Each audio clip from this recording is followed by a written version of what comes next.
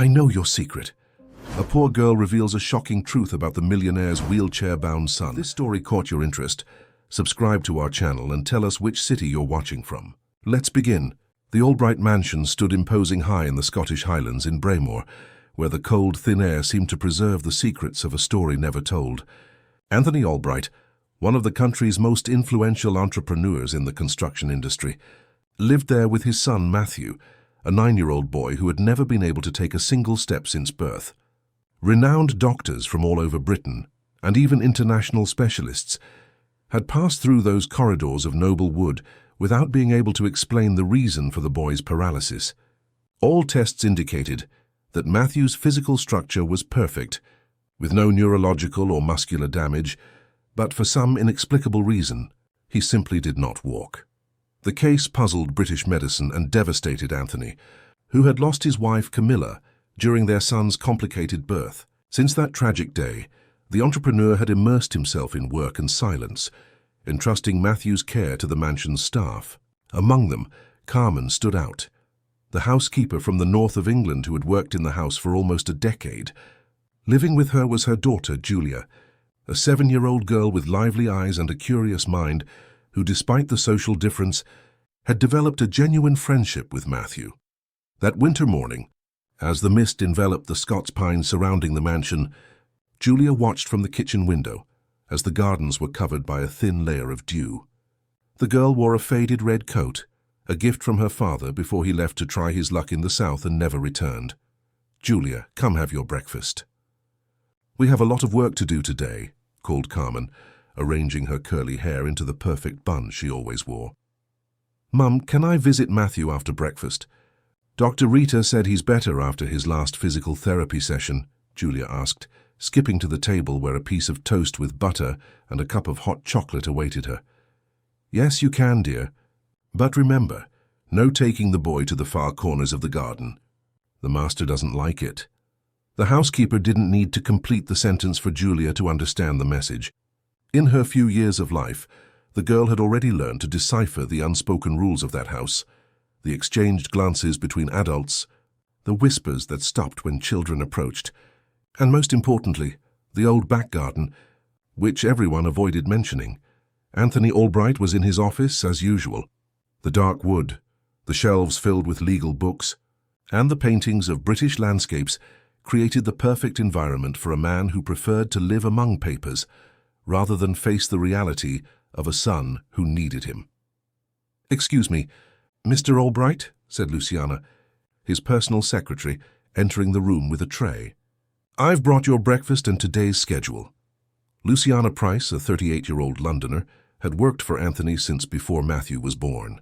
Tall, with brown hair always impeccably styled, she was efficiency personified. No one knew the entrepreneur's business and routine better than she did. And as everyone in the mansion suspected, no one had as much influence over his decisions.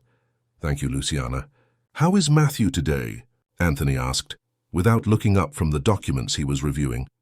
"He had a full breakfast and is already with the nurse for his morning exercises.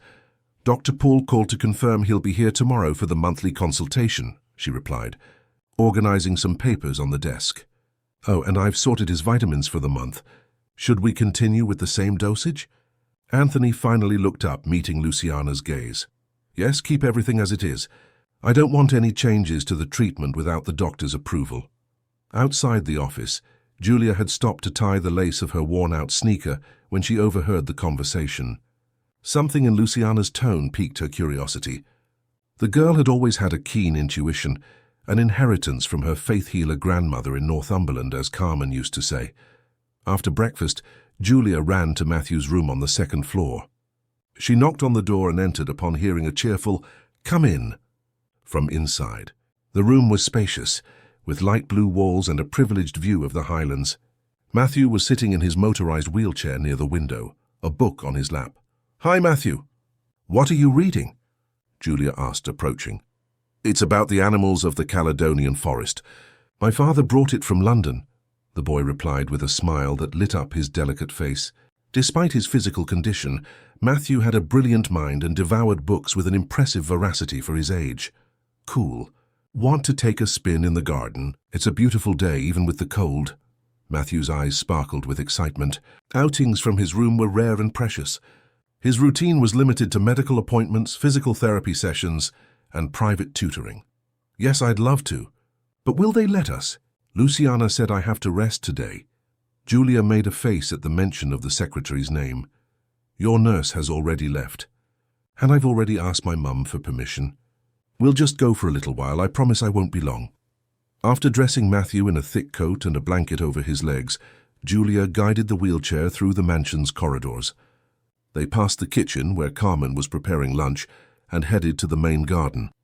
The cold Highland air filled Matthew's lungs, making him smile. For a boy who spent most of his time confined, that moment was pure freedom. The two friends roamed the flowered paths of the garden, talking about Matthew's latest discoveries in his books. Julia pushed the chair carefully, avoiding the more uneven parts of the path. When they reached the edge of the main garden, something caught the girl's attention. Behind a cluster of Scots pines, there was a small passage almost hidden by vegetation. What's over there?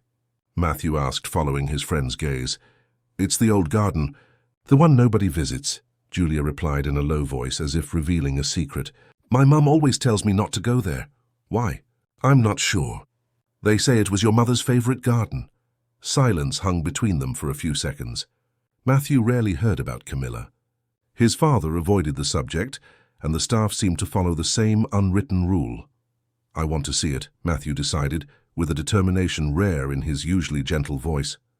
Julia hesitated. Are you sure? It could be dangerous. The path isn't good for the chair. Please, Julia, it's my mother's garden. I've never been there. The sincerity in Matthew's plea was enough to convince Julia.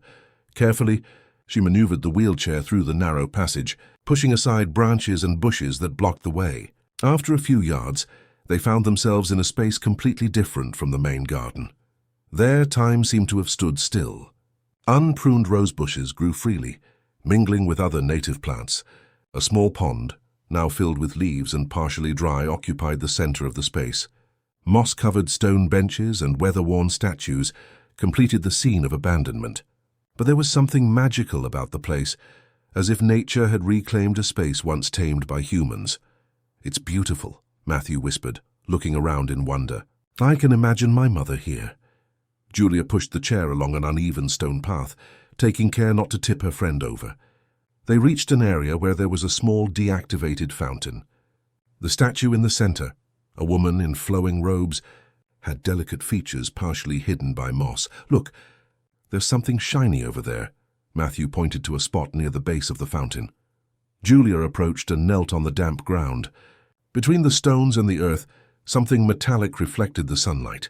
Carefully, the girl dug around it and pulled out the object. It was a small metal box, the size of a matchbox but more ornate. Although covered in dirt, it was still possible to see delicate engravings on the surface.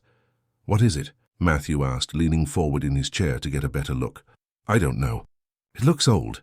Julia tried to open the box, but it was stuck shut by accumulated dampness and dirt. Let's take it. I want to see what's inside, Matthew suggested, with the typical enthusiasm of any child facing a possible treasure. Julia put the box in her coat pocket and moved back behind the chair. We'd better go back now. We've been here too long, and your physical therapy should be starting soon. When they returned to the main garden, they saw Luciana talking to Carmen near the entrance of the house. The secretary seemed annoyed, gesturing with her hands as she spoke something in a low voice to the housekeeper. Upon seeing them approach, the two women immediately stopped their conversation. Matthew? Where have you been? We've been looking everywhere for you, exclaimed Luciana, walking quickly towards them. Her high heels sank slightly into the damp grass. We just took a walk in the garden, Julia replied, with the innocence of a child who knows she is treading on dangerous ground. Luciana examined the wheels of the chair, noticing the mud and small twigs. You went to the back garden, didn't you? She asked, with a mixture of irritation and something else that Julia couldn't identify. Fear, perhaps. Before they could answer, Carmen intervened.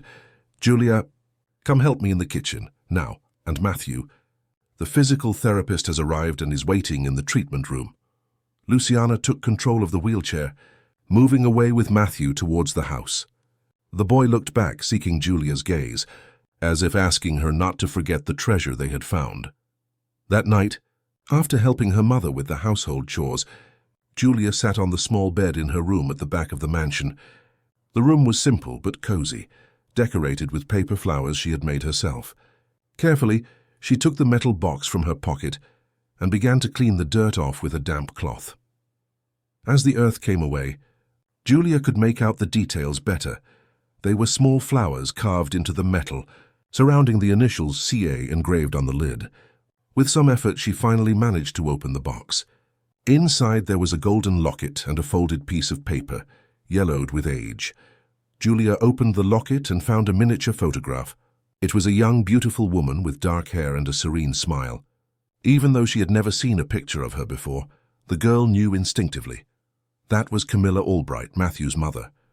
The resemblance between mother and son was striking, the same almond-shaped eyes, the same face shape.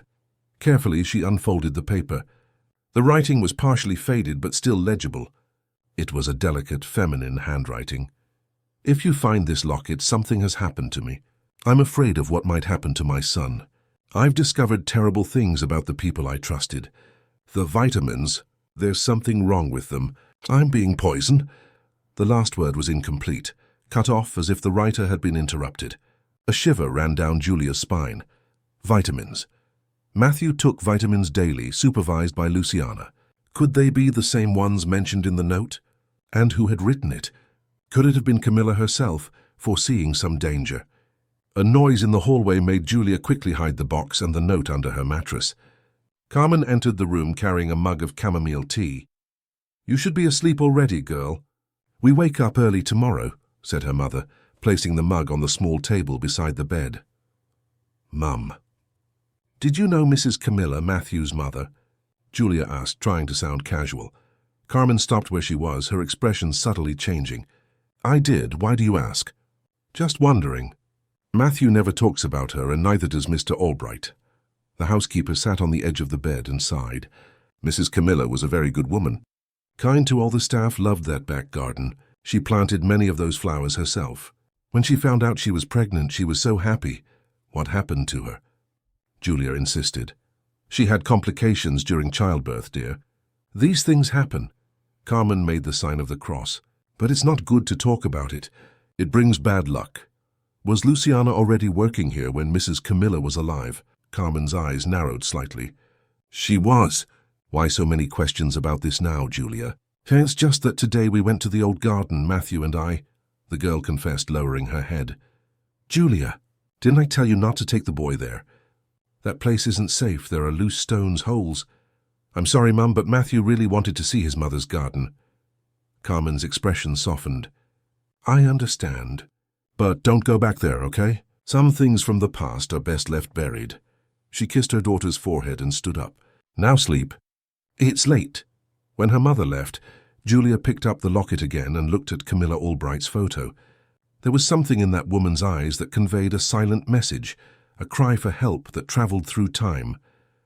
"I'll find out what happened to you," Julia whispered to the photo. "I promise." The next day, during breakfast, Julia watched carefully as Luciana entered the kitchen carrying a small transparent bottle with pills. "Carmen, these are Matthew's vitamins for today. As always, one in the morning and one at night with his meals," Luciana instructed, placing the bottle on the counter. "Yes, ma'am." "I'll do as always," Carmen replied, avoiding looking directly at the secretary. Julia noticed something strange in that interaction. Her mother, usually firm and confident, seemed uncomfortable in Luciana's presence. And why weren't the boy's vitamins kept with the nurse or even his father? Why did Luciana, a secretary, personally handle this aspect of Matthew's treatment? When Luciana left, Julia approached the counter where the bottle was. The pills were small and white, seemingly nothing special. "What is it, girl? Why are you staring at Matthew's medicine like that?" Carmen asked, intrigued. "Mum, do you think these vitamins really help Matthew get stronger?" Carmen seemed surprised by the question. "Well, they're medicines prescribed by the doctor, so they should help, shouldn't they?" "And have you ever seen the doctor's prescription?" The housekeeper frowned. "Julia, what kind of questions are these? Since when are you so interested in medicine?" Before the girl could answer, they heard Anthony's voice calling for Carmen from the entrance hall. The housekeeper hurried out, leaving Julia alone in the kitchen with her thoughts and the bottle of pills. That afternoon, Julia was called to Matthew's room to keep him company while he studied. It was a common routine. While the private tutor wasn't there, Julia helped her friend with his lessons, and the two took the opportunity to play and talk. "I brought something to show you," Julia whispered, after checking that they were truly alone in the room. She took the locket from her pocket and handed it to Matthew. The boy's eyes widened as he opened the object and saw the photo. Is that my mother?" he asked, his voice choked with emotion. "Yes, I found it inside that little box we found in the garden," Julia replied. "And this was in there too." She showed him the paper with the note, but without handing it over, reading the content in a low voice to her friend. Matthew was silent for a long moment, absorbing the information. His expression went from shock to confusion, and finally to something Julia recognized as determination. "Julia, something is wrong in this house," Matthew said finally, "and I think it has to do with why I can't walk. Do you think someone did something to your mother? And now they're doing it to you too?" Matthew nodded slowly. "These vitamins, I've been taking them for as long as I can remember. What if they're not real vitamins? What if it's something to keep me weak? But who would do that? And why?" Julia asked, feeling a mix of fear and indignation at the possibility. "I don't know. But we need to find out," Matthew replied, clutching the locket in his fingers. "Can you help me?" "Of course. We're friends. And I promised your mother I would find out what happened." Julia held out her hand. "We're a team now." Matthew shook his friend's hand, sealing the pact. "A team. We'll find out the truth together." What the two friends didn't know yet was that by unearthing that little box from the abandoned garden, they had started a sequence of events that would shake the foundations of the Albright mansion and reveal secrets that had been buried for much longer than they could imagine. As the sun set behind the Highland Mountains, casting long shadows over the garden, Julia and Matthew began their journey in search of a truth that could free not only the boy's body, but also the soul of a mother who had departed too soon. Julia and Matthew's plan began to take shape over the following days. The children agreed that the girl would try to find out more about the vitamins, while Matthew would pretend to take the pills, hiding them under his tongue to discard later. It wasn't an easy task, especially since Luciana often personally supervised the moment the boy took his morning medicine. "I managed to hide last night," Matthew whispered when Julia entered his room the next morning. He opened his bedside table drawer and showed her the white pill hidden in a tissue. "But Luciana was watching me when I took the morning one. I couldn't hide it." "We need one of these to show your father," Julia said thoughtfully. "Or maybe take it to a lab." "How are we going to do that?" "We are just kids, Julia. No one will listen to us," Matthew sighed, frustration evident in his voice. "My uncle Sebastian works at the local hospital. He's a lab technician. Maybe he can help us without telling anyone." Matthew's eyes lit up with hope. "Do you think he would do that?" "He always says he owes me a favor since I helped him win back my aunt," Julia smiled. "I can try to talk to him on Sunday when my mum and I go to church." As the children planned their next steps, the dynamics at the Albright mansion began to subtly change. Anthony, who normally spent the entire day in his office, now made frequent visits to his son's room. It was as if the locket that Julia had returned to Matthew, and which the boy now kept hidden under his pillow, had awakened something dormant in the father. On a particularly cold afternoon, while Matthew was having his physical therapy session, Anthony watched from the doorway. Dr. Paul, the doctor who had been following the case from the beginning, arrived for his monthly visit and joined the entrepreneur. "As you can see, Mr. Albright, there is no significant progress," the doctor commented, observing the exercises. "I still don't understand what's preventing Matthew from developing enough muscle strength to support himself." "Anatomically, everything is perfect," Anthony frowned. 9 years without a diagnosis, doctor. 9 years without a concrete explanation. Don't you find that at the very least strange?" The doctor adjusted his glasses, visibly uncomfortable. "Medicine has its limits, Mr. Albright. Some cases remain unexplained for decades until new discoveries are made. And the vitamins you prescribed, are they helping at all?" Dr. Paul looked confused. "Vitamins? I haven't prescribed any specific vitamin supplements for Matthew beyond the standard children's complex, and that was over 2 years ago." Anthony felt the blood run cold in his veins. But Luciana said, "She always brings the pills saying they are your prescriptions." Which pills exactly? Before Anthony could answer, Luciana herself appeared in the hallway walking towards them. Seeing the doctor talking with Anthony, she hesitated for a moment, but quickly regained her composure and approached with a smile. "Dr. Paul, how nice to see you." "I didn't know you were coming today," she greeted, extending her hand. "Actually, Luciana, I confirmed my visit with you yourself yesterday." "By phone," the doctor replied, raising an eyebrow. "Oh, of course. Forgive me, I've been so busy I must have mixed up the dates," she laughed, a sound that didn't reach her eyes. "Anthony, we have that video conference with the investors in 15 minutes. Shouldn't you be preparing?" The entrepreneur stared at his secretary, as if seeing her for the first time. "Cancel the meeting, Luciana. I need to talk to Dr. Paul about Matthew's treatment." "But, Anthony," she began. "Cancel the meeting," he repeated, with a firmness that allowed no argument. As Luciana walked away, visibly annoyed, Dr. Paul turned to Anthony. "What's going on here? What are these pills you mentioned?" "Come with me," Anthony said, leading the doctor to his office. There he picked up the phone and called for Carmen. "Please bring the bottle with Matthew's vitamins to the office, immediately." A few minutes later, the housekeeper timidly entered the office, handing the bottle to Anthony. Dr. Paul examined the pills, smelling them and holding them up to the light. "This is definitely not a common vitamin complex," he concluded, frowning. "I don't recognize this medication. We would need a laboratory analysis to identify the composition." "Are you telling me my son has been taking something you didn't prescribe for how long?" Anthony's voice trembled with contained anger. "Mr. Albright, calm down. We need to understand what's happening before jumping to conclusions," the doctor advised, although his own expression showed concern. "I suggest we immediately stop the administration of this medication and send samples for analysis."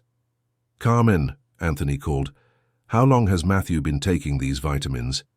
The housekeeper wrung her apron between her nervous fingers. "For as long as I can remember, sir. Ms. Luciana always brings the bottle at the beginning of each month and gives the instructions. She said they were doctor's orders. And my wife. Did Camilla take anything similar during her pregnancy?" The question caught Carmen by surprise. She turned visibly pale. I can't say for sure, sir. Mrs. Camilla had many prenatal vitamins, but Ms. Luciana was the one who handled that too." Dr. Paul and Anthony exchanged significant glances. "There is something very wrong happening in this house," the entrepreneur murmured, "and I think it started long before we imagined." In the hallway outside the office, Julia had stopped to tie her shoelace when she overheard part of the conversation. Her heart raced. The suspicions were being confirmed. There was something mysterious about the vitamins, and Luciana was at the center of it all.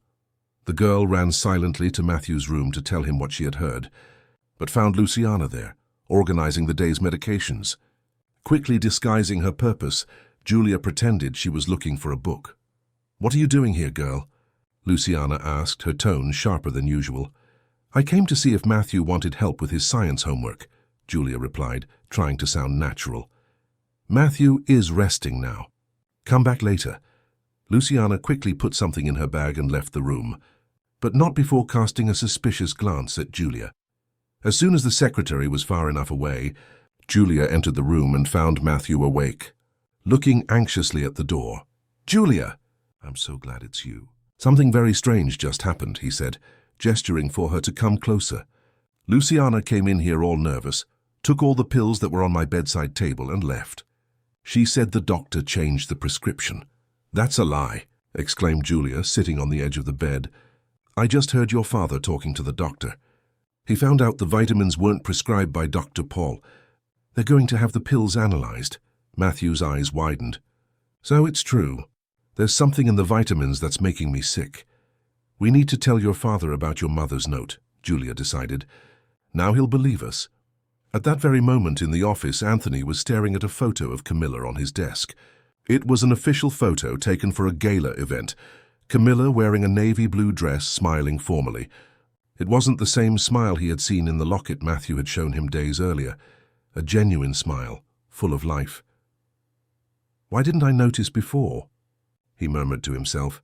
Why didn't I pay attention to the signs? A soft knock on the door interrupted his thoughts. It was Carmen again. Excuse me, sir. Do you need anything else? Anthony indicated the chair in front of his desk. Sit down, Carmen. We need to talk about Camilla. The housekeeper obeyed, sitting rigidly on the edge of the chair. How long have you been working in this house exactly? It'll be 10 years this December, sir. So you were here when Camilla was still pregnant? Carmen nodded, avoiding looking directly at Anthony. Tell me the truth. Did Camilla ever mention being worried about anything? Did she seem suspicious of the people around her? The housekeeper took a deep breath, as if finally freeing herself from a burden. Yes, sir. In the last few months before the birth, Mrs. Camilla was different, anxious, always looking over her shoulder. Once I found her crying in the back garden. She said she suspected someone was trying to harm the baby. And why did you never tell me this? Anthony's voice rose, trembling with restrained emotion. Because you were destroyed after she was gone, sir. And because... Carmen hesitated. Because what? Because Miss Luciana told me that Mrs. Camilla had prenatal depression, that she was having delusions. She said the doctor had confirmed it, and that we shouldn't feed these fantasies by telling you. She convinced us it would be worse for everyone. Anthony slammed his fist on the desk, making the housekeeper jump in her chair. And you believed her? Without questioning? Without telling me anything? Forgive me, sir, Carmen murmured with tears in her eyes. I should have said something. But Ms. Luciana, she has so much power in this house. Everyone is afraid of displeasing her. And she always said she did everything for your well-being and the boys. Where is Luciana now? Anthony asked, standing up abruptly. She left a few minutes ago. Said she needed to take care of something urgent in town. Anthony picked up the phone and dialed a number quickly. Richard, it's Anthony. I need an urgent favor. I want you to investigate everything about Luciana Price for the last 10 years. Everything, finances, properties, family connections, professional history. Yes, it's an emergency. And Richard, be discreet. Hanging up, Anthony turned back to Carmen. You are going to tell me everything. Every detail, every conversation, every suspicion you've had in the last 10 years. And we'll start with the back garden. What did Camilla do there? Why was that space abandoned? Meanwhile, in Matthew's room, the children were discussing how to approach Anthony with their discoveries. The boy held the locket in his hands, looking at the face of the mother he never got to know. What if my father doesn't believe us? Matthew asked, insecurity evident in his voice. He will, Julia affirmed with conviction, especially now that he's already suspicious of Luciana. We need to show him your mother's note. There's something else, Matthew said hesitantly. Since I stopped taking the vitamins, I've been feeling different. Different how? It's like my feet and legs are more present. I can't explain it. Before it was like they weren't even part of me. Now I feel tingling, sometimes even pain. Julia's eyes widened. That's good, isn't it? It means you're starting to feel again. I think so, Matthew smiled shyly. But I'm afraid to tell anyone and get their hopes up. What if it's just my imagination? It's not imagination, Julia stated, holding her friend's hand. It's the truth trying to come out, like a plant that's been stepped on, but finds a way to grow again when no one is looking. In the office, Carmen was recounting painful memories to Anthony that she had kept locked away for years. Mrs. Camilla loved the back garden. It was her personal project. After she passed, you had that area closed off. Said you didn't want anyone going there. Over time, everyone started avoiding the place as if it were, I don't know, haunted. And what exactly did Camilla do there? She planted flowers mostly, spent hours alone tending to the rose bushes. In the last months of her pregnancy, when she started getting weaker, she still insisted on going there at least once a day. She said it was the only place she felt safe. Safe, Anthony repeated, the word hanging in the air like a silent accusation. She didn't feel safe in her own home?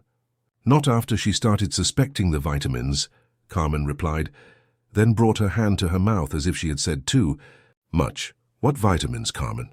Tell me exactly what Camilla suspected. The housekeeper took a deep breath before continuing. One day I found Mrs. Camilla in the garden crying. She called me over and asked if I could keep a secret.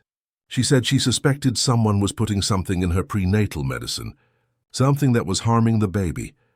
And who did she think was doing it? Anthony asked, though he already suspected the answer. She never accused anyone directly, sir, But that day she handed me one of the pills and asked me to take it to my brother-in-law for analysis. He worked in a hospital lab in London. And what happened? Before I could do it, Miss Luciana saw me talking to Mrs. Camilla in the garden. Later she called me in and said the mistress wasn't right in the head, that the doctor had diagnosed delusions because of the pregnancy. She took the pill Mrs. Camilla had given me and said she would clear everything up with the doctor. Anthony ran his hands over his face, trying to process all this information. And after that? 2 weeks later, Mrs. Camilla went into premature labor, and she didn't survive. Anthony completed, his voice choked. But what does all this have to do with Matthew's condition? How could Luciana benefit from keeping my son paralyzed? Before Carmen could answer, there was a knock on the door. It was Julia with Matthew in his wheelchair. "Mr. Albright, can I talk to you?" "It's very important," the girl asked with a surprising determination for someone so young. Anthony looked at his son, noticing something different in his eyes, a spark of hope he hadn't seen in a long time. "Come in," he said, indicating the space beside his desk. Julia pushed Matthew's chair into the office. The boy was holding something in his hands, the locket and the yellowed note. "Dad," Matthew began with an unusual firmness in his soft voice, "we found something that belonged to my mother, something she hid in the back garden before she passed." Anthony took the note his son held out to him and read the words written by Camilla. Each word was like a knife piercing his chest. The truth that had been right in front of his eyes for so many years, obscured by grief and the manipulation of someone he considered his most trusted person. "Dad," Matthew called again, "there's one more thing. I stopped taking the vitamins a few days ago, and I'm starting to feel my legs again." The silence that followed was deafening. Anthony looked at his son, at Julia, at Carmen, each face reflecting different facets of the same terrible truth. "What do we do now, sir?" Carmen finally asked. "Now," Anthony said, a new determination rising in his voice, "we are going to find out exactly what Luciana put in those pills and why. We're going to find out what happened to Camilla, and we are going to get justice for her and for our son." At that moment, as the sun began to set, casting orange shadows through the corridors of the Albright mansion, a broken family took the first steps towards healing. And it all began because a brave little girl dared to unearth the past, bringing to light secrets that some preferred to keep buried forever. When Luciana returned to the mansion that evening, the atmosphere was different. Accustomed to controlling every aspect of the house, she immediately sensed that something had changed. The silence was thicker, almost palpable. The staff avoided her gaze more than usual. And most significantly, Anthony was not in his office. "Where is Mr. Albright?" she asked a maid passing in the hallway. "In young Master Matthew's room, ma'am," the woman replied, hurrying away. Luciana climbed the stairs, adjusting her impeccable blazer and mentally rehearsing her next words. She needed to control the situation, whatever it was. As she approached Matthew's room, she heard voices. Anthony, Dr. Paul, and someone she didn't immediately recognize. When she entered the room, everyone fell silent. Anthony was sitting beside his son's bed, with an unknown man in a white coat. Dr. Paul was standing, flipping through a folder of documents. Julia was also present, sitting near Matthew. The atmosphere was one of silent conspiracy. "Anthony, I've been looking all over for you," Luciana said, forcing a smile. "We have that video conference with the investors, remember?" "I've cancelled all meetings, Luciana," he replied coldly. "Dr. Paul and Dr. Cavendish are conducting a complete re-evaluation of Matthew." "Dr. Cavendish?" Luciana turned to the unknown man. "Ronald Cavendish, pediatric neurologist," the doctor introduced himself, extending a hand that Luciana ignored. "Specialist in neuromotor disorders." "I was not informed about a second medical opinion," she said, trying to maintain her composure. "As his personal secretary, and the one responsible for his schedule, I should have been consulted. As a father, I don't need authorization to seek treatment for my son," Anthony retorted, standing up. "Luciana, can we talk in the hallway?" As the two left, Dr. Cavendish turned to Matthew. "So you said you're starting to feel tingling in your legs. Did this start when you stopped taking the pills?" Matthew nodded, casting a nervous glance at Julia, who squeezed his hand in support. "Yes, doctor.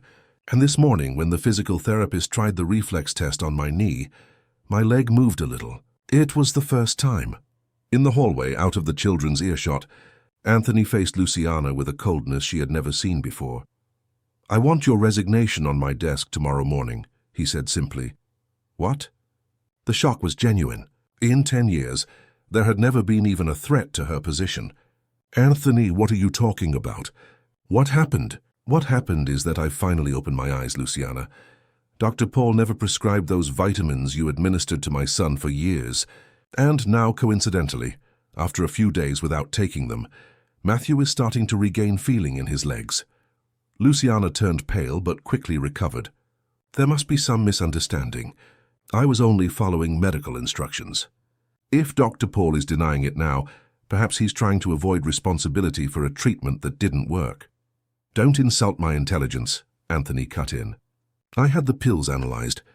Do you know what they contain? A substance that inhibits neuromotor transmission. In low doses, it doesn't cause permanent damage. It just prevents nerve impulses from reaching the muscles properly. Perfect for simulating a paralysis with no apparent cause." Luciana's face went from pale to flushed. "This is absurd. Why would I do something like that?" "That's exactly what I intend to find out." Anthony took a step forward intimidatingly. "And that's not all. We found a note from Camilla, written shortly before she passed. She suspected someone was poisoning her during her pregnancy. Curious how you were the one who administered her prenatal medications, isn't it? You're accusing me based on a note?" Camilla wasn't well in her final months. Everyone knew she suffered from prenatal depression, had delusions. Luciana stopped, realizing her mistake too late. "And how did you know that, Luciana? This supposed diagnosis of depression never reached me. You told Carmen the doctor had confirmed it. But Dr. Paul just assured me he never diagnosed any psychological issues in Camilla." Luciana fell silent, her mind racing to find a way out. "You have until tomorrow to get out of my house and out of my son's life," Anthony continued. "And be thankful I haven't called the police yet. The only reason I haven't is that I need to fully understand what happened before exposing my son to more trauma. You'll regret this." "Anthony," Luciana said, the mask of the efficient secretary completely gone. There was something cold and calculating in her eyes now. "Think carefully about what you're doing." "I've been thinking for 10 years, Luciana. I was just thinking about the wrong things, trusting the wrong people. That ends now." When Anthony returned to the room, he found Dr. Cavendish leaning over Matthew's legs, testing reflexes and sensitivity.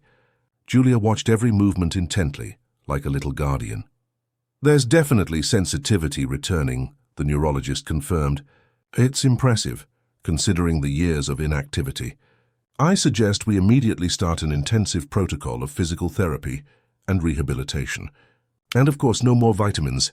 How long until he can walk?" The hope in Anthony's voice was almost painful. "It's impossible to predict with certainty. We're dealing with an unprecedented case. But if sensitivity is returning after just a few days without the substance, there's reason for optimism. The human body, especially a child's, has an incredible capacity for recovery." As the adults talked, Julia approached Matthew and whispered, "See? I told you you'd get better." "It's all thanks to you," he replied, squeezing his friend's hand. "If we hadn't found that locket—" The rest of the evening was spent planning and reorganizing. Dr. Cavendish recommended admitting Matthew to a specialized rehabilitation clinic in London for a few weeks for comprehensive evaluations and the start of intensive treatment. Anthony agreed immediately. "We can leave tomorrow," the entrepreneur decided. "I'll go personally. No more delegating my son's care." As the doctors left to discuss the details, Anthony sat beside Matthew's bed.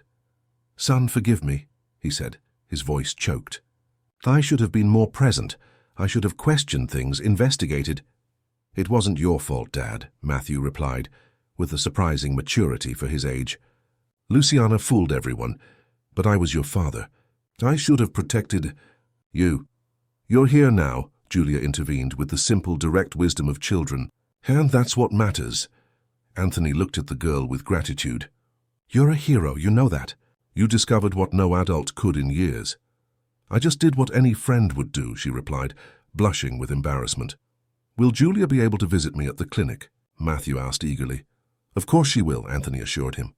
In fact, Carmen, the housekeeper, who had been waiting discreetly in the hallway, entered the room. Yes, sir. Would you and Julia like to accompany us to London? We would stay in my flat there, and Julia could visit Matthew at the clinic whenever she wants. The girl's eyes lit up. Can I really, Mum? Please. Carmen hesitated for only a moment. It would be an honor, sir. And I think it would do young Matthew good to have his friend nearby during his treatment. That night, as the mansion finally quieted down after hours of turmoil and planning, Julia couldn't sleep. She felt a mix of emotions: joy for Matthew's progress, pride for having helped unravel the mystery, and a touch of apprehension. Something in Luciana's eyes as she left the mansion disturbed her. Everything will be all right, she whispered to herself, repeating the words her grandmother always said when they faced difficulties. Good always wins in the end. In her luxurious flat in the center of Braemore, Luciana methodically packed her most important belongings. Her face showed not defeat but concentration. Occasionally she would pick up the phone and make short calls, speaking in codes that would only make sense to the person on the other end. We need to accelerate the plan, she said on the last call. The situation has changed. No, I can't explain now. Just make sure everything is ready for tomorrow. When she hung up, she looked at the framed photo on her desk, she and Anthony at a charity event, both smiling for the camera. With a sharp movement, she shattered the glass of the picture frame. 10 years, she murmured into the silence of the flat. 10 years building this. It's not going to end like this, Anthony. Not after everything I've done. The next morning, the Albright mansion was in an uproar. Suitcases were being packed, phone calls were made to the clinic in London, and nurses were organizing Matthew's medical supplies. Anthony had chartered a private jet to fly them directly to London City Airport, from where they would proceed to the clinic. Julia, have you packed your bag? Carmen asked, entering her daughter's small room. Yes, Mum. I don't have much anyway, the girl replied, zipping up a worn-out backpack. Mr. Albright said we can buy whatever we need in London, the housekeeper commented, helping her daughter. He's very grateful to you, you know? We all are. Julia smiled, embarrassed by the recognition. I just wanted to help Matthew. He's my friend. You have a good heart, dear. Your grandmother would be proud. Meanwhile, in Matthew's room, Anthony personally supervised the preparations. The boy was excited about the trip, despite his anxiety about the unknown treatment that awaited him. Do you think I'll be able to walk for real one day, Dad? He asked as the nurse arranged his clothes. Anthony sat on the edge of the bed and held his son's hands. I'm sure of it, Matthew. It might take time, it will require a lot of effort, but we will fight for it together. And this time I'll be by your side every step of the way. The word step hung between them, filled with hope and promise. I want to be able to walk through my mother's garden, Matthew confided. I want to take care of those flowers like she did. Anthony felt a lump in his throat. We'll rebuild that garden together, son. It will be our special project when we get back. In the hallway, Dr. Cavendish was talking with Dr. Paul, reviewing Matthew's medical records. It's incredible that no one suspected sooner, the neurologist commented. But the substance was well chosen, undetectable in common blood tests, with effects that perfectly mimic an idiopathic neurological condition. I feel responsible, Dr. Paul admitted. I should have questioned more, investigated beyond the obvious. Medicine isn't infallible, colleague. The important thing is that we found out in time. Do you really believe he'll be able to walk normally one day? Dr. Cavendish pondered before answering. The human brain is incredibly plastic, especially in children.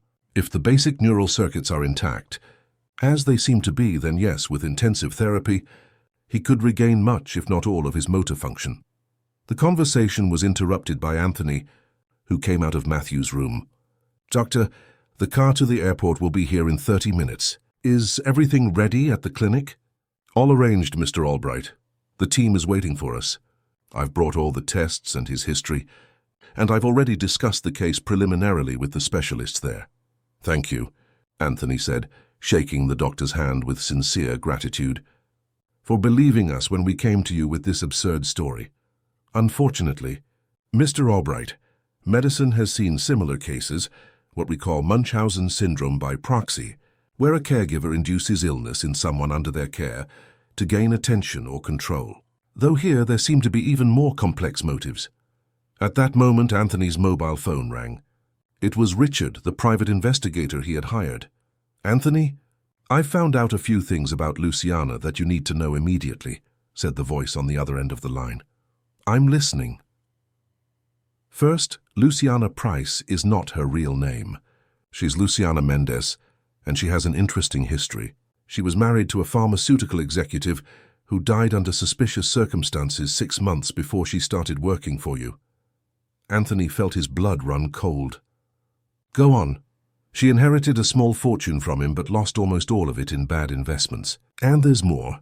I found records of a significant bank transfer to her shortly after your wife passed away." "From whom?" "I'm still tracing it, but it seems to have come from an offshore company linked to the Menzies Group." "Menzies? As in Leonard Menzies?" Anthony asked, his mind racing. "Exactly. Your main competitor for that big government contract 10 years ago. The project you won, which launched your company to the top of the market." The pieces began to fit together. Leonard Menzies had been his fiercest business rival. The bid for the National Infrastructure Project had been the biggest opportunity of Anthony's career, and also his greatest victory. Shortly after, Menzies had legal troubles and ended up leaving the country.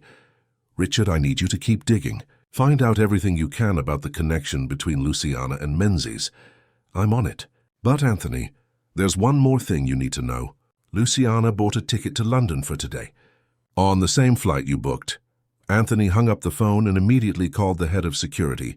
"Jonas, I want to double the team. No one, absolutely no one not on the authorized list gets near Matthew, especially Luciana Price. She is to be considered a threat."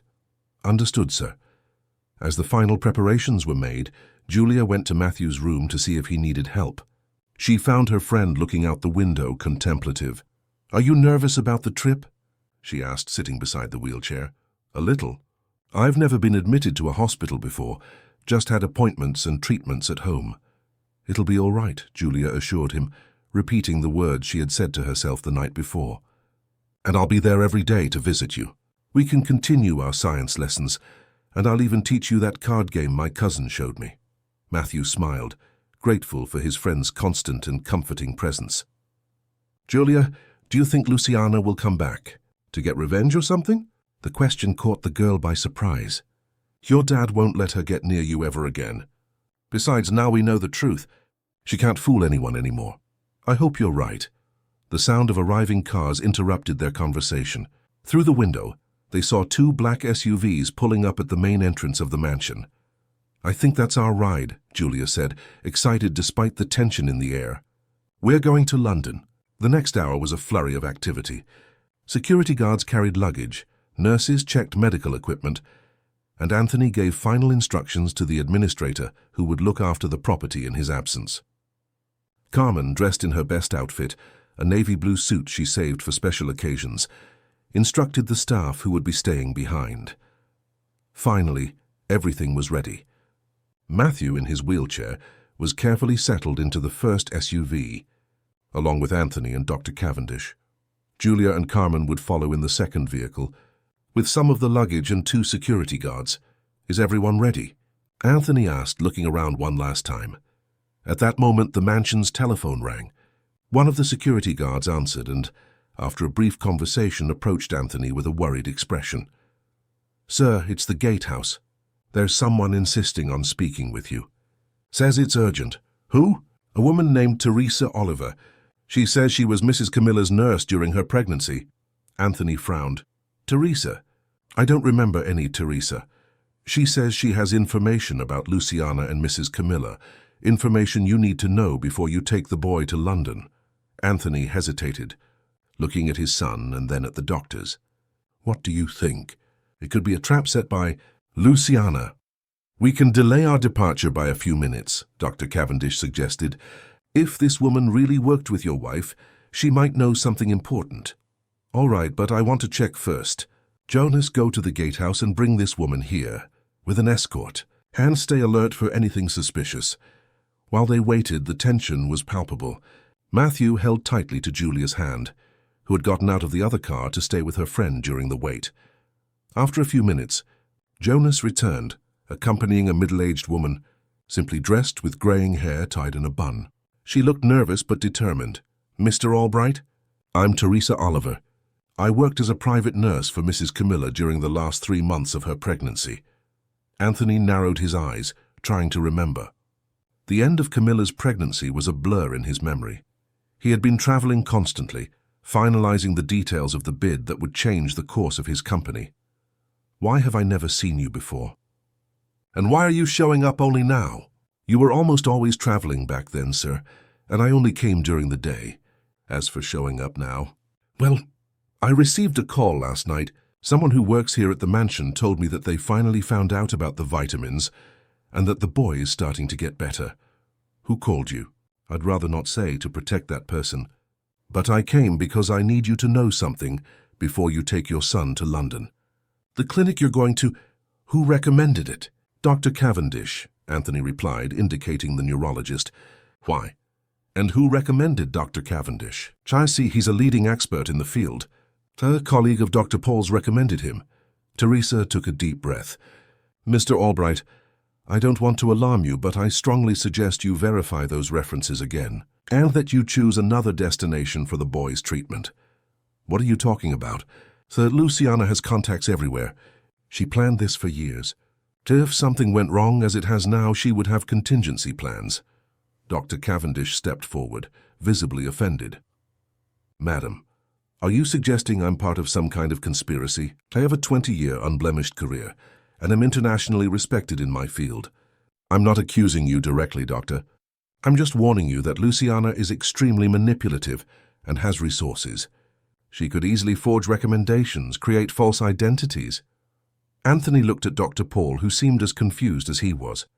Paul, do you personally know the colleague who recommended Dr. Cavendish? Dr. Paul hesitated. Actually, we received his CV by email.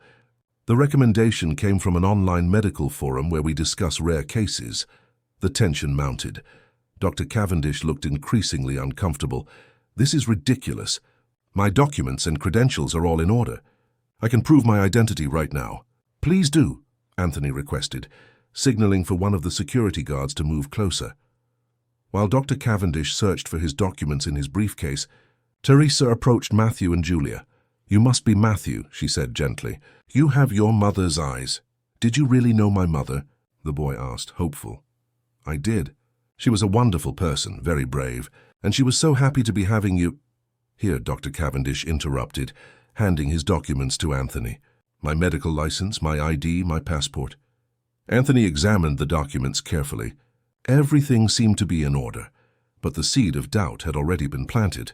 Dr. Cavendish, don't take this personally, but I'm going to request an additional verification of your credentials.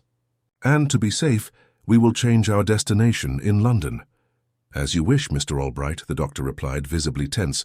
I understand your concern given the circumstances. Teresa looked relieved.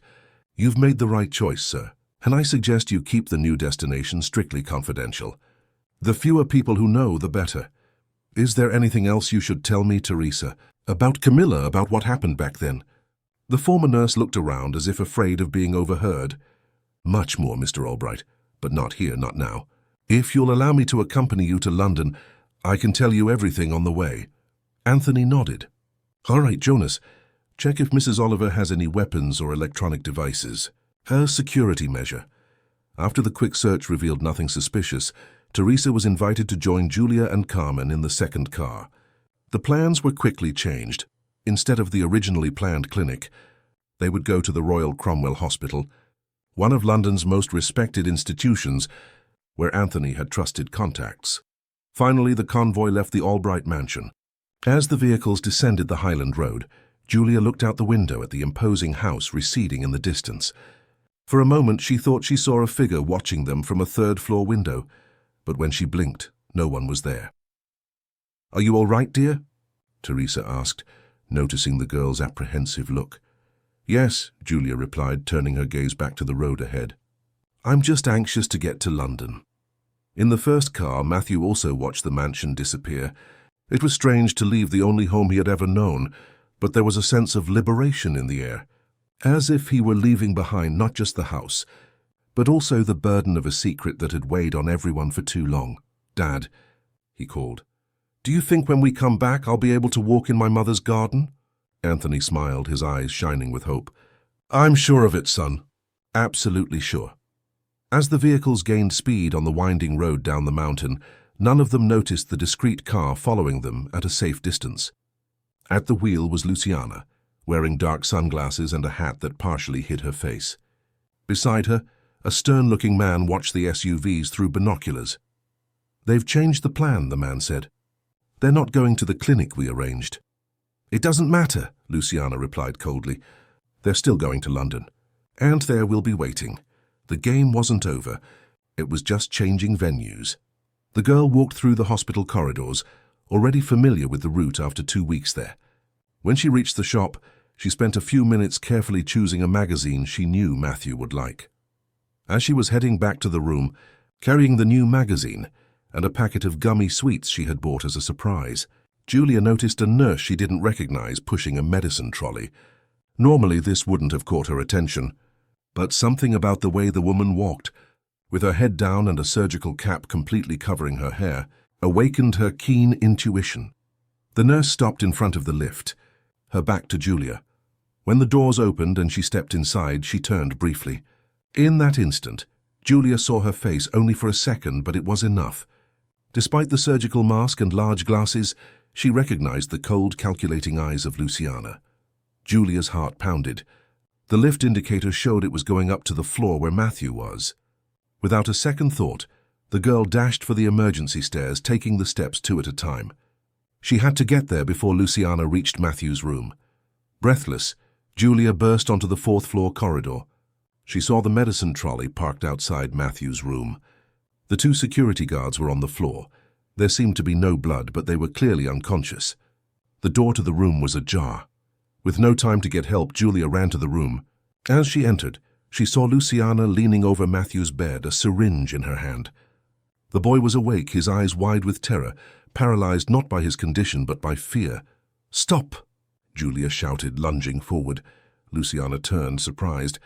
"The little hero," she said with disdain, always showing up at the most inconvenient times. "Leave Matthew alone," Julia demanded, trying to sound brave despite the fear she felt. "Do you know what's in this syringe, girl?" Luciana asked, waving the object dangerously. "It's a concentrated dose of the same compound that kept our dear Matthew in a wheelchair for so many years. Only this time it's permanent. No coming back." Matthew looked from Julia to Luciana, terror evident on his face. "Why are you doing this to me?" he asked, his voice trembling. "I never did anything to you." "It's not about you, dear," Luciana replied with false sweetness. "It's about your father, about how he'll feel knowing he had the cure in his hands, only to lose it forever. How it will feel to wake up every day knowing he failed to protect you not once, but twice." Julia looked around desperately, searching for something she could use to distract Luciana. Her eyes landed on the emergency button near the bed. "Don't even think about it," Luciana warned, noticing the girl's gaze. "One move towards that button, and I'll inject this into Matthew immediately." "Why do you hate Mr. Albright so much?" Julia asked, trying to buy time, knowing that eventually someone would notice the fallen guards or come to check on Matthew. A bitter smile formed on Luciana's lips. "Hate? No, dear, business. It was always about business. Leonard Menzies paid me very well to destroy Anthony Albright from the inside, slowly, methodically. First his wife, then his son, finally his company. Was it you who hurt my mother?" Matthew asked, his voice choked. "Camilla was an obstacle, too perceptive for her own good. She started getting suspicious too early, asking inconvenient questions. I had no choice." "You're a monster," Julia whispered. "I'm a professional," Luciana corrected. "And my work was left incomplete because of you, you meddling little girl. But I'm going to fix that today." At that moment, they heard footsteps in the corridor. Luciana tensed, glancing briefly at the door. It was all Julia needed. In a swift movement, she grabbed the water jug from the bedside table and threw it with all her might at Luciana. The jug hit the arm holding the syringe, sending it flying through the air and shattering as it hit the floor. "You little demon!" Luciana screamed, lunging at Julia. But before she could reach her, something extraordinary happened. Matthew, driven by desperation and adrenaline, managed to move his legs for the first time in 9 years. In a supreme effort, he threw himself from the bed, grabbing onto Luciana's legs and causing her to lose her balance. "Matthew!" Julia cried, rushing to her friend who was now on the floor with Luciana. The door burst open violently. Anthony, followed by 2 security guards who had just arrived, and a nurse stormed into the room. "Get away from my son!" he roared, pulling Luciana by the arm and yanking her away from Matthew. The guards immediately restrained her, despite her fierce resistance. "You don't understand what you've done." "Anthony," Luciana spat as she was held down. "This isn't over. Leonard will send someone else, and another, until you've lost everything, just like he did." Anthony ignored her, kneeling beside his son. "Matthew, are you okay? Did she hurt you?" "I'm fine, Dad," the boy replied, still trembling. "Julia saved me. Again." Dr. Clark and Dr. Gabriel arrived shortly after, alarmed by the commotion. While the police were called to take Luciana away, the doctors examined Matthew, amazed that he had managed to move in a crisis situation. "This is extraordinary," Dr. Gabriel commented, helping to get Matthew back into bed. "What just happened shows that the neural connections are definitely re-establishing themselves. It was a fight-or-flight response, the brain temporarily overcoming the barriers to protect itself." "Does that mean he'll be able to walk normally?" Anthony asked, still shaken by what had almost happened. "It means the prognosis is even better than we thought," the doctor replied, smiling at Matthew. "Your son has incredible determination, Mr. Albright, and it seems he has equally determined friends." He looked at Julia with admiration. After the turmoil, when Luciana had been taken away by the police and the medical team had ensured Matthew was safe, Anthony sat with Julia in the small waiting area near the room. "You saved my son's life today," he said, his voice thick with emotion. "How can I ever begin to thank you?" Julia, still processing everything that had happened, shook her head. "You don't have to thank me, Mr. Albright. Matthew is my best friend. I'd do anything for him. Do you know what he told me after you left the room? He said that when he can finally walk on his own, the first thing he wants to do is dance with you in his mother's garden." Julia's eyes filled with tears. "That will be the happiest day of my life." 3 months passed. Matthew's recovery progressed at an impressive pace, exceeding the doctor's most optimistic expectations. After 6 weeks of intensive therapy at the hospital, he was discharged to continue his treatment at home, now using only crutches to get around for short distances. The Albright mansion was transformed. The heavy curtains that once blocked the sun were replaced with light fabrics that let the light stream in. The once silent corridors now echoed with laughter and conversation, and Camilla's old garden was being completely restored. With Matthew personally supervising every detail from the wheelchair he now only used for longer distances.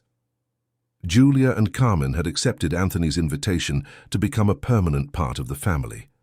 The girl now attended the same private school as Matthew, showing a special talent for science and literature. Carmen, as promised, had taken on the role of head housekeeper, with the authority to reorganize the entire mansion staff. Teresa had also become a frequent visitor, bringing stories about Camilla that helped Matthew build a more complete picture of the mother he never knew. As for Luciana, her capture uncovered an extensive network of manipulation and crime that stretched far beyond the Albright case. Investigations revealed her involvement in at least 3 similar cases, where she had systematically destroyed the lives of successful entrepreneurs at the behest of their competitors. Leonard Menzies, who had fled to Cyprus years earlier, was located and extradited to face justice in Britain alongside his accomplice. On a sunny Saturday afternoon, while Anthony was hosting Dr. Gabriel and Dr. Clark for a follow-up consultation, Matthew and Julia were in the restored garden, now filled with colorful roses, jasmine, and a small fountain that bubbled cheerfully in the center. "You know what's most incredible?" Matthew commented, leaning on his crutches as he watched a hummingbird visit the newly planted flowers. "It's not being able to walk again, although that's wonderful. It's finding out that my mother was fighting for me even before I was born." Julia, sitting on the stone bench beside him, nodded. "She would be so proud of you now." "And of you too," Matthew added. "Without you, I'd still be stuck in that chair, not knowing the truth." At that moment, Anthony approached with the doctors. Dr. Gabriel was smiling broadly. "I have good news, Matthew," he announced. "The latest tests show a remarkable recovery of your neuromotor functions. At this rate, in less than 6 months, you'll be able to ditch the crutches completely. And the dancing? The boy asked, glancing sideways at Julia, who blushed slightly. The doctor laughed. With dedication to your exercises, I don't see why not. Maybe even sooner than you think. The hope and happiness radiating from Matthew's face at that moment were like the sun after a long storm, bright, warm and promising better days ahead. Later, as the stars began to dot the sky above the Scottish Highlands, Anthony found the 2 children still in the garden, watching the fireflies that were beginning to emerge among the flowers. "Time to come inside, children. It's getting cold," he advised. "Just a little longer, Dad," Matthew pleaded. "We're trying to capture the magic." Anthony smiled, understanding. There was indeed something magical about that moment, in that place. It was as if the garden, once abandoned and forgotten, now pulsed with new life, new dreams, new possibilities. "You know what my grandmother always used to say?" Julia commented, watching a firefly land gently on her outstretched hand. "That the truth is like these little lights. It can stay hidden in the darkness for a while, but it always finds a way to shine." Matthew looked at his friend, then at his father, and finally at the restored garden around him, a perfect symbol of the journey they had traveled together. From shadows and secrets to light and truth, from isolation to connection, from paralysis to movement. And when it shines, he completed, it lights up the whole path ahead. 6 months later, at a spring party held at the Albright mansion, something extraordinary happened. As the guests chatted and admired the beauty of the garden, now in full bloom, the music began to play, a soft, melodious waltz. The buzz of conversation quieted as Matthew stood up from his chair without the aid of crutches. With cautious but steady steps, he walked over to Julia, extending his hand in a silent invitation. Under the emotional gaze of everyone present, especially Anthony, Carmen, and Teresa, the 2 friends danced for the first time in the garden that had united their destinies. It wasn't a perfect dance. Matthew still moved with some stiffness, and Julia was too nervous to follow the rhythm correctly. But it was, without a doubt, the most beautiful dance that Garden had ever witnessed. As they twirled among the rose bushes that Camilla had planted so many years before, it was almost possible to feel her presence there, smiling, approving, blessing the new chapter that was beginning, a chapter of healing, of new beginnings and of promises fulfilled. And so, high in the Scottish Highlands, where the cold, clear air now carried not painful secrets, but renewed dreams and hopes, the Albright mansion had finally become a true home, a place where the truth, once buried and then bravely unearthed, had blossomed into something beautiful and enduring, like the rose bushes in the garden that, even after years of neglect, found the strength to bloom again. A year had passed since the party in the garden where Matthew had danced for the first time. The Albright mansion, once shrouded in mystery and silence, was now known in Braemore as a place of celebration and renewal.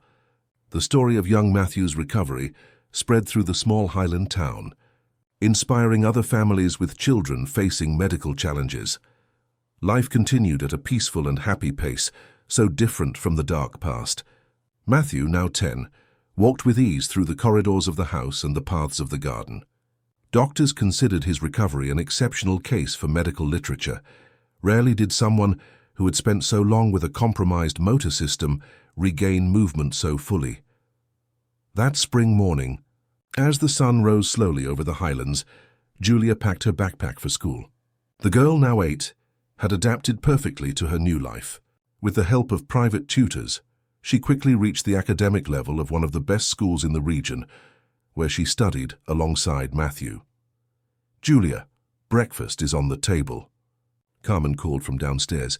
"Coming, Mum," she replied, carefully placing a special notebook in her backpack, her scientific observation journal, where she recorded in detail the progress of Matthew and the plants in the garden they cared for together. When she went down to the kitchen, she found not only her mother, but also Teresa, who had become a constant presence in the mansion, now officially holding the position of Anthony's personal assistant, a role very different from the one Luciana had occupied. Teresa was not just an employee, but a confidant and friend, bringing balance to the management of the house and business. "Good morning, Aunt Teresa," Julia exclaimed, using the affectionate nickname she had adopted for the woman who had become almost a second mother. "Good morning, little scientist," Teresa replied, smiling as she saw the notebook peeking out of the girl's backpack. "More notes on the hybrid roses." "Yes, the graft we did with the white and red rose bushes is starting to bud. I think they're going to be pink roses, like the ones Mrs. Camilla liked best, according to your stories." Teresa smiled, moved by the children's dedication to the garden restoration project. Every detail had been carefully planned, based on the stories she told about Camilla, as if they were trying to rebuild not just the physical space, but also the memory and legacy of the woman they never had the chance to fully know. "Where's Matthew?" Carmen asked, placing a basket of fresh bread on the table. As if in answer to the question, they heard quick footsteps coming down the stairs, followed by Matthew's enthusiastic entrance into the kitchen. "Good morning, everyone," he greeted, beaming. "Dad said he has a surprise for us after school. Do any of you know what it is?" The three exchanged knowing glances. Of course they knew. They had helped plan it. But they kept the secret. "I have no idea," Teresa replied, hiding a smile. "It must be something special given his excitement." After breakfast, the driver took the children to school. On the way, they passed through the central square of Braemore, where a small crowd was gathering. Banners and posters announced the inauguration of the Camilla Albright Center for Childhood Rehabilitation. "Look, Julia," Matthew pointed, excited. "The clinic Dad is building is almost ready."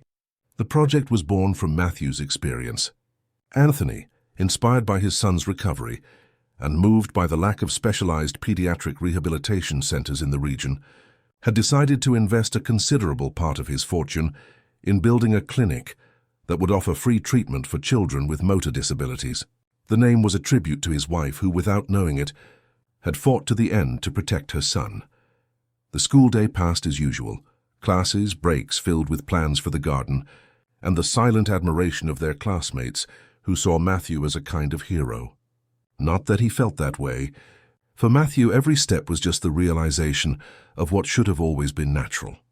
When the driver picked them up at the end of the day, instead of taking the usual route to the mansion, he took a different road. "Where are we going, Maurice?" Julia asked, curious. "Master's orders," the driver replied with an enigmatic smile. "He said to take you to a special place." After about 20 minutes, the car entered a rural property on the slopes of the Highlands. A discreet sign read, "Albright Stables." "A stable?" Matthew exclaimed, surprised. "Dad bought a stable." As they parked in front of a wooden house with architecture typical of the Highland region, they saw Anthony waiting for them on the porch, accompanied by an elderly man dressed in riding clothes. "Children," Anthony called as they got out of the car, "I'd like you to meet Mr. Joseph Silver, the most respected horse breeder in the region." The man, with sun-weathered skin and kind eyes shaded by a felt hat, greeted them with a nod. "Your father told me your story, young man," he said to Matthew. "I was very impressed. I've been working with equine therapy for decades, helping children with physical challenges. When your father approached me with the idea of you two learning to ride, I couldn't refuse." Matthew looked at his father, his eyes shining with emotion. "We're going to learn to ride horses?" "If you'd like to," Anthony replied. "Mr. Silver believes that besides being an enjoyable activity, riding can be excellent for further strengthening your muscles and coordination." "Matthew. And it also helps with emotional balance," the man added. "Horses are sensitive animals that respond to our energy. Creating a bond with them teaches a lot about patience, trust, and nonverbal communication." Julia, who had been quiet until then, finally spoke. "Can we see the horses now?" Mr. Silver smiled. "Of course you can. In fact, there are 2 foals waiting especially for you." He led them to an impeccably clean stable, where 2 young horses, one with a brown coat and the other piebald, raised their heads curiously upon seeing them. "This is Luna," Mr. Silver introduced, indicating the brown mare who shyly approached Matthew.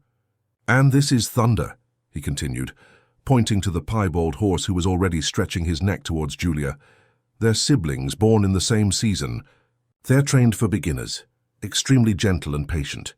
Matthew cautiously extended his hand, letting Luna sniff it. The animal snorted softly and then pushed her muzzle against the boy's palm as if asking for a pat. "She likes you," Mr. Silver commented. "Horses are good judges of character." Julia was already stroking Thunder's neck, who seemed equally charmed by the girl. "Are they going to stay here at the stables?" "For now," Anthony replied. "But eventually, if you dedicate yourselves to the lessons and show responsibility, we can build a small stable at the mansion, so Luna and Thunder can live closer to you." The children could hardly contain their excitement. The idea of having their own horses, of learning to ride through the Highland fields, opened a new chapter in their lives, a chapter of freedom and possibilities that, especially for Matthew, had seemed an impossible dream just a year before. In the following weeks, Matthew and Julia dedicated themselves earnestly to their riding lessons. What began as simple exercises of approach and familiarization with the animals soon evolved into short rides around the paddock, always with Mr. Silver holding the reins. For Matthew, every minute on Luna's back was an achievement, a testament to his incredible journey of recovery. One afternoon, while the children were having their weekly lesson, Anthony watched from a distance, sitting on a rustic bench in the shade of a pine tree. Teresa approached, carrying a folder of documents that needed his signature. "They're progressing quickly," she commented, sitting beside him. "Especially Matthew. Mr. Silver says he's never seen someone develop such a natural connection with a horse in such a short time." Anthony nodded, proud. "Sometimes when I see him like this, running, riding, living like any child his age, I can almost forget everything we went through." "Almost?" "There are moments," Anthony hesitated, "moments when I find him standing at the garden gate, looking at the rose bushes with such a serious adult expression, as if he's still trying to understand it all." Teresa sighed. "It's natural. What they lived through isn't something you just get over and forget, especially for Matthew. Discovering that his condition was intentionally caused by someone so close to the family. That leaves scars. I'm afraid he'll hold on to resentment, anger. I don't want that to define who he becomes." "It won't," Teresa assured him. "Look at him now, the joy on his face, the way he completely gives himself to the moment. The anger might be there somewhere, but it's not what drives him. What drives him is love, for his mother's garden, for his friendship with Julia, for the animals, for you." As they talked, they saw Mr. Silver helping the children dismount.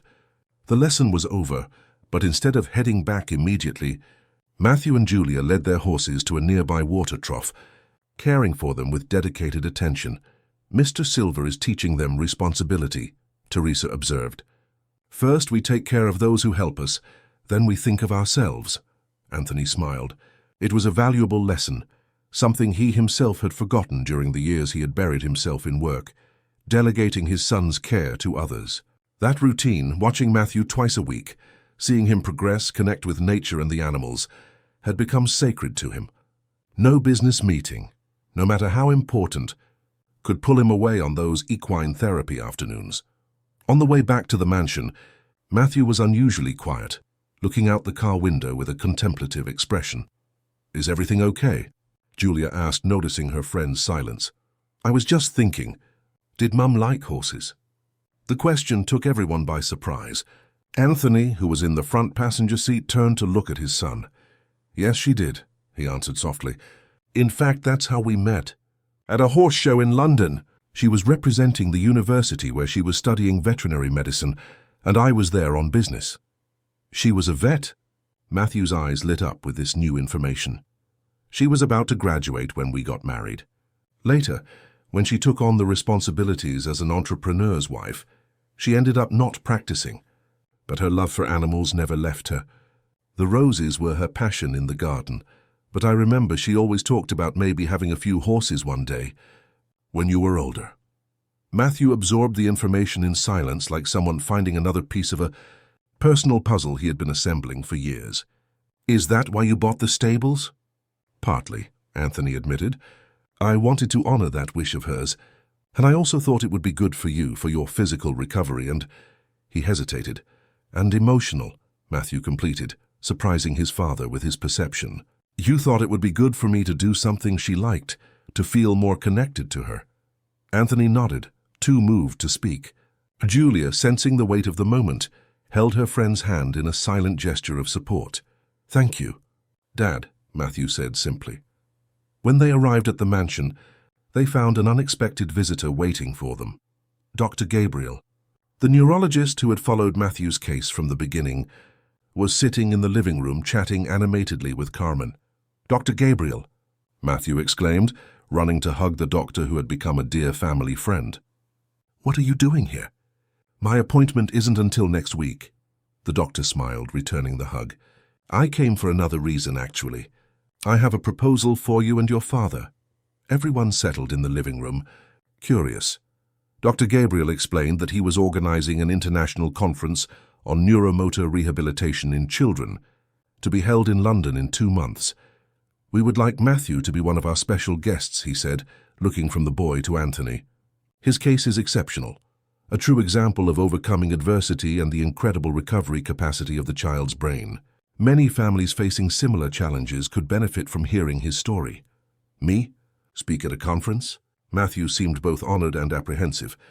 "But what would I say? Just your experience in your own words. What it was like growing up with the condition. How you felt when you started to regain movement.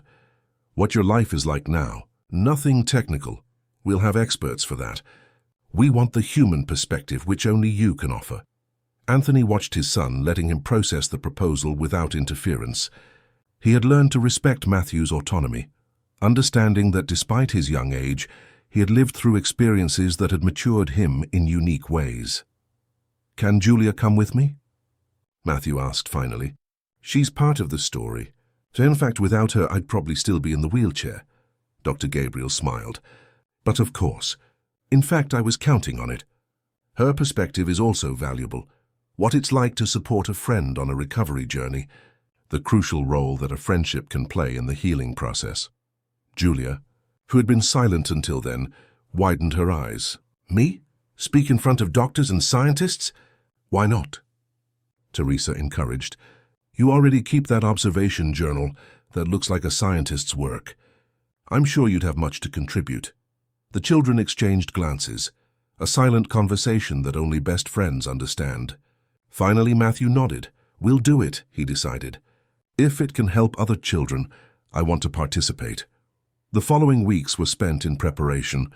In addition to their regular classes and equine therapy, Matthew and Julia dedicated part of their time to organizing their experiences coherently for the presentation. With the help of Teresa and Dr. Gabriel, they prepared a short lecture illustrated with photos documenting the recovery journey. One photo in particular moved everyone who saw it.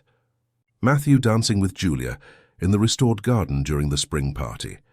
The image perfectly captured the spirit of overcoming and renewal that defined their story. As the conference approached, so did the children's anxiety. Public speaking would be challenging under any circumstances. Doing so before an audience of international experts seemed terrifying. What if I forget everything? Julia worried on the eve of their trip to London. What if my legs go wobbly in the middle of the presentation? Matthew fretted, ironically more concerned about his legs failing emotionally than physically. "You'll do wonderfully," Anthony assured them. "Not because you're perfect, but because you're authentic. There's nothing more powerful than the truth told with sincerity." The next morning, as the family finished their travel preparations, the phone rang. It was Richard, the investigator Anthony had hired during the crisis, and who, since then, occasionally provided updates on Luciana's case. Anthony took the call in his office, away from the children's ears. The conversation was brief, but when he hung up, his expression had changed. Teresa, who was entering with some documents, noticed immediately. "Bad news?" she asked, closing the door. "I'm not sure how to classify it," Anthony replied thoughtfully. "Richard called to inform me that Luciana is requesting a meeting with me." "What?" "After everything she's done." "What's the purpose?" "Apparently she wants to explain herself. She told her lawyer she has important information about the case that never came to light." Teresa frowned, suspicious. What kind of information could be so important after all this time? "It sounds like a manipulation attempt." "That's what I thought at first," Anthony agreed. But Richard mentioned something interesting. "Luciana has been diagnosed with a terminal condition. According to the prison doctors, she has a few months to live." "And you believe that?" Richard verified it with independent sources. "It seems to be true." Anthony sighed, running a hand through his hair. "I don't know what to do. Part of me wants to turn my back. Let her go, taking her secrets with her. After everything she did to Camilla, to Matthew, to our family. But another part of you wants answers," Teresa completed, knowing him well enough to read his unspoken doubts. Yes, there are questions that still haunt me. Why did Leonard Menzies hire her? What did he have against me besides business competition? Why did she choose this specific method to destroy our family? And most importantly, how did she manage to deceive all of us for so long? Teresa sat before him pensive. Do you think saying yes to this meeting would bring some kind of closure? Or would it just reopen wounds that have started to heal? That's exactly the question.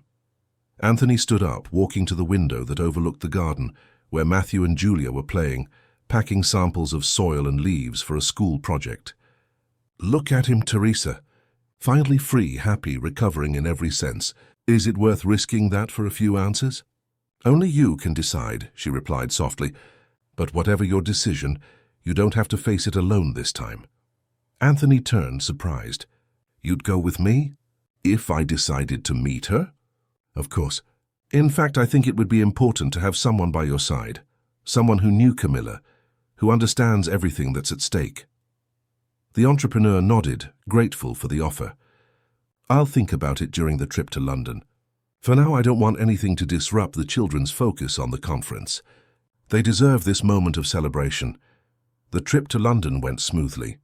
They stayed at the same hotel where the conference was being held, a luxurious establishment near Piccadilly Circus. The program would begin the next morning, with Matthew and Julia's participation scheduled for the second day in a panel titled Recovery Perspectives: The Patient's Voice. The night before their presentation, as they dined at the hotel restaurant, Matthew noticed something in his father's eyes. A distraction, a worry he was trying to hide. Did something happen, Dad? He asked, ever perceptive. Anthony hesitated. He had decided not to mention Luciana's contact until after the conference, but he had underestimated his son's ability to read his emotions. Nothing you need to worry about right now, he replied, trying to sound reassuring. Just some business matters I'll need to sort out when we get back home. Matthew studied his father's face for a moment, not entirely convinced.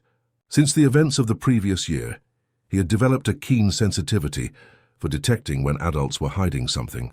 However, he respected his father's evasion, focusing again on dinner and the lively conversation Julia was having about the presentations they had watched that day. The next morning, dressed in formal but comfortable clothes, Matthew and Julia waited nervously backstage in the main auditorium. Dr. Gabriel was introducing the panel, briefly presenting the case history without going into personal details. Those would come from the children themselves. And now, the doctor concluded, I have the honor of introducing two extraordinary young people who have turned a story of pain into a journey of hope and overcoming.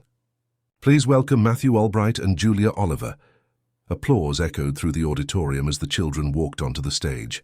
Matthew, walking with firm, confident steps that showed no trace of his former condition, reached the podium first, adjusting the microphone. Julia stood beside him, offering a smile of encouragement. Good morning, everyone, Matthew began, his voice initially shaky but gaining confidence as he continued. My name is Matthew Albright. I'm 10 years old, and until a year ago I had never taken a single step. The silence in the auditorium was absolute. Doctors, therapists, and researchers from around the world listened attentively as Matthew recounted his experience, what it was like to grow up believing he had an incurable condition, the numerous unsuccessful treatment attempts, and the feeling of helplessness that accompanied him. Julia then took the floor, explaining how her childish curiosity had led her to question what the adults had accepted as fact. She described the moment of finding the locket, the mysterious message, and the subsequent investigation that revealed the truth about the vitamins. As the presentation progressed, illustrated by photos and supported by brief interventions from Dr. Gabriel to contextualize medical aspects, the emotion in the audience was palpable. Some professionals took notes furiously, others simply listened, absorbing every word of the extraordinary account. The most important thing I learned, Matthew concluded, is that our bodies are incredibly resilient, but they need an honest chance. For years, something external was preventing me from progressing. When that obstacle was removed, my body knew exactly what to do. It just needed the opportunity. And I learned, Julia added, that sometimes the most important questions are the ones that seem silly or obvious. Adults can get used to accepting things as they are, but we children still question, and questioning in this case made all the difference. At the end of the presentation, the entire auditorium rose in an emotional standing ovation. Anthony, sitting in the front row between Teresa and Carmen, couldn't hold back tears of pride. Seeing his son there standing, sharing his story with such eloquence and maturity, was the culmination of a journey that, just a few years earlier, had seemed impossible. Dr. Gabriel led a brief Q&A session, during which the children answered the experts' questions with surprising poise.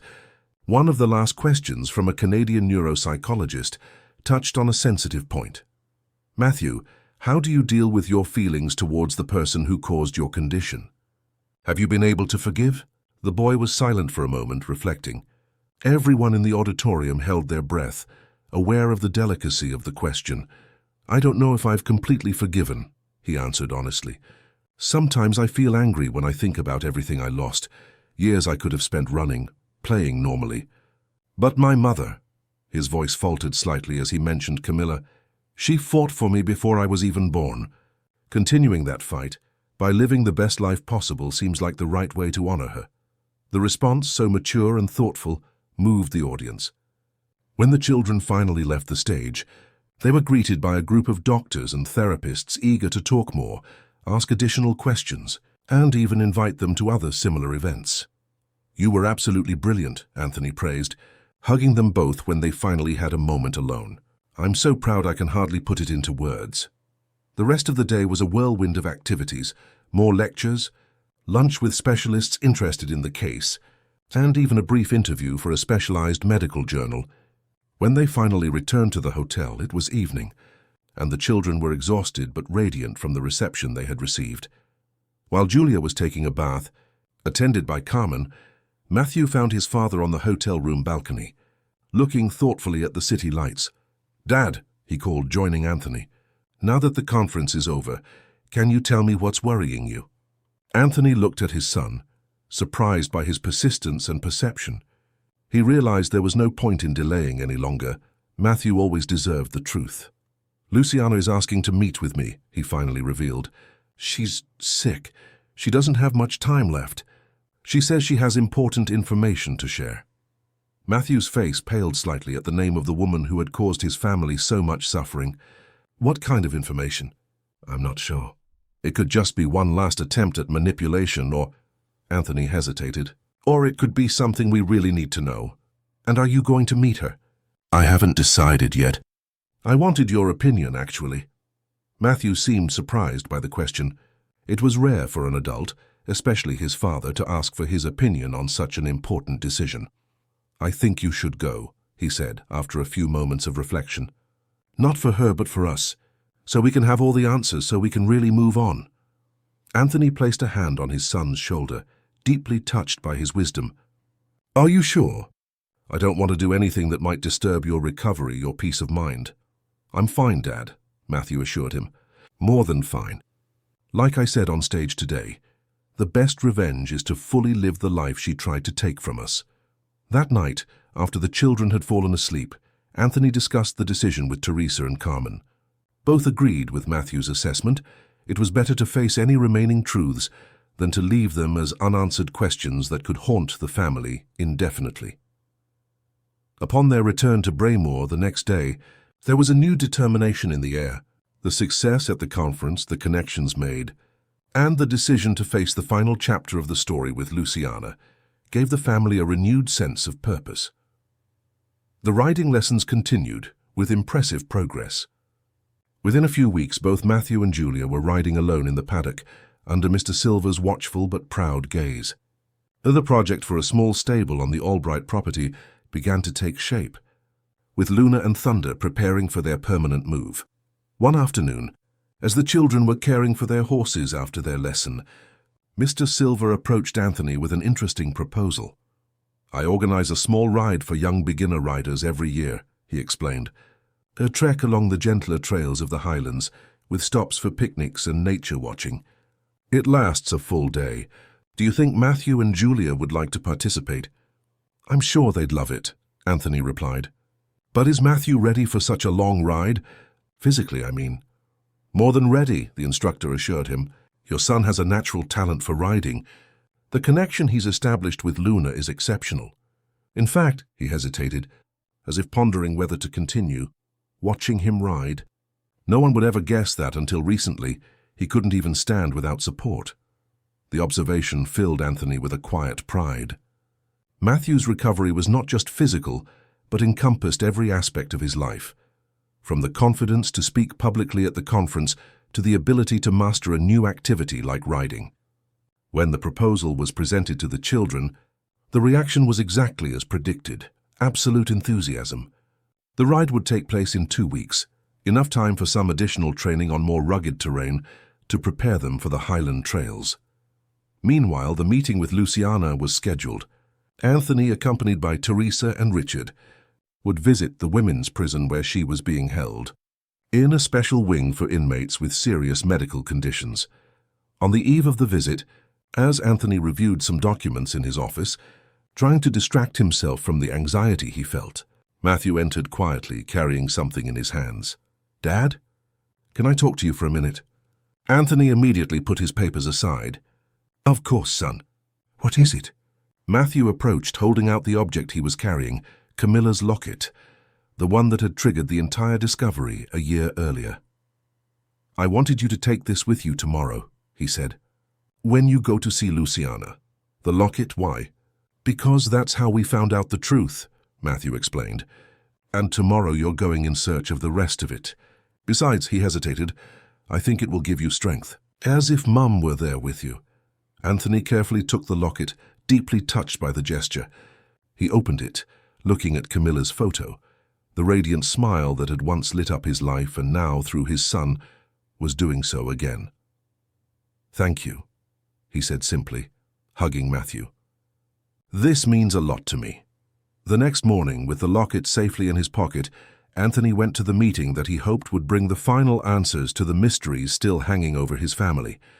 Whatever truth was revealed, he was ready to face it, no longer alone, but strengthened by the restored bonds with his son and the new family they had formed together. Meanwhile, at the Albright mansion, Matthew and Julia were dedicating themselves to another project in the garden, a small memorial for Camilla, made of white stones arranged in the shape of a heart, surrounded by the hybrid roses they had cultivated with such care. It was their way of honoring the memory of the woman who had fought bravely for her son and who, in a way, remained present in every new achievement, in every step taken towards the future. A future that, despite the shadows of the past, shone brighter with each passing day, like the lights of the fireflies dancing in the restored garden, silent witnesses to a story of loss, discovery, and finally, redemption.